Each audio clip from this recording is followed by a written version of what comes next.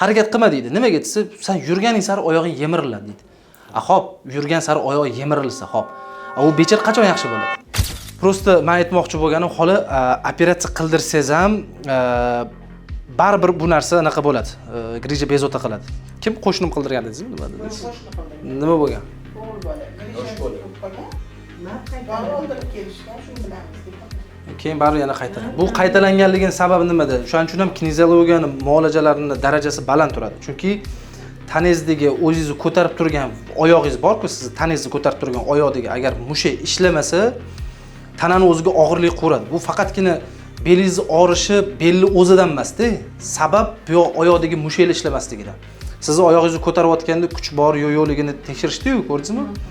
O'sha paytda agar tanada kuch bo'ladigan bo'lsa, sizda hech qanaqa muammo bo'lmaydi. Ya'ni o'zingizni taningizni stabilizatsiya qilib turadigan mushaklar ishlasa, belga og'irlik tushmaydi. Xuddi anaqaga o'xshaydi-da. Bitta qimmat mashina bor, hamma salonlari zo'r, rullari zo'r, lekin baloni pisaygan. Qanaqa yurasiz unda? Men Lamborghini bo'lsa ham, men Rolls-Royce bo'lsa ham yura olmaysiz unda. Sabab nimaga? Chunki balonda muammo bor. Maksimum yurasiz 3-4 kilometr yurasiz, bo'ldi. Undan keyin diskaga muammo o'tadi, keyin ходовойga o'tadi. Xuddi shunaqa. Tanada ham agar mishsa ishlamasa, keyin birinchi koleniy sustavga, ya'ni ham tizza, bo'g'im sustavga og'irlik tushadi. Keyin u yerda yemirilish boshlanadi. Bitta oddiygina oyoqdagi mushaklar ishlamasligi sabab. Keyin u doktorga boradi, analiz topshiradi, palon pulli kapelnitsa ukol foyda bersa berdi, bermasa undan ziyoniga. O'shaning uchun.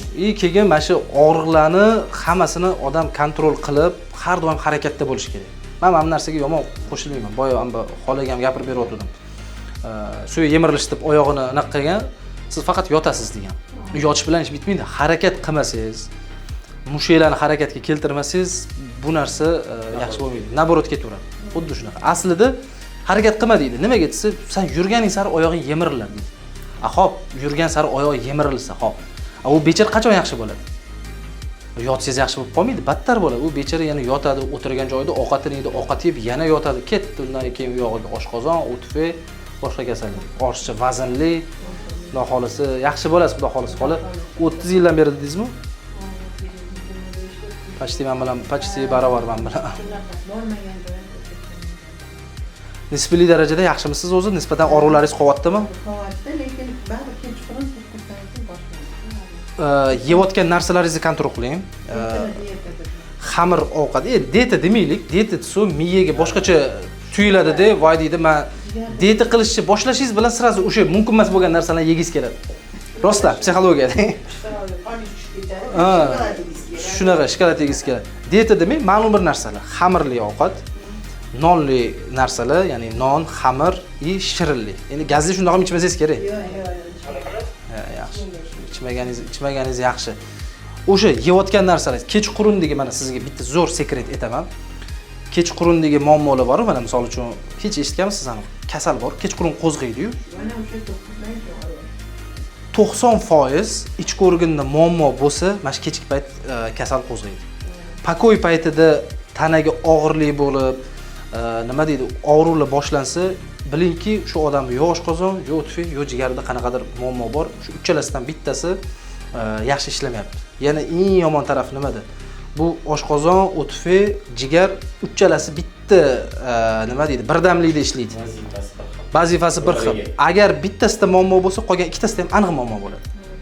Shuning uchun e'tibor bering, ovqat hazm bo'lmayotgan odamning o'tfagida har doim zagib bo'ladi. Ko'ryapsizmi?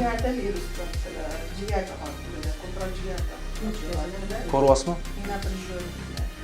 Kechqurun kategoriyasiga soat 7 dan keyin og'ir ovqatlar, guruch, kartoshka, xamirli ovqatlar yemang. 4 kun, 5 kun shu narsani kuzating, o'zingizda yengillik his qilgandan keyin ertalab namozga turgan paytingizda meni duo qilasiz. Duo qiling. Amin.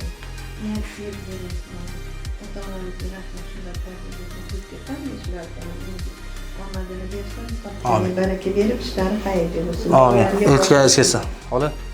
Salomat bo'ling, hech charchamang, mahkam bo'ling, xudo xolasa yaxshi bo'lasiz inshaalloh.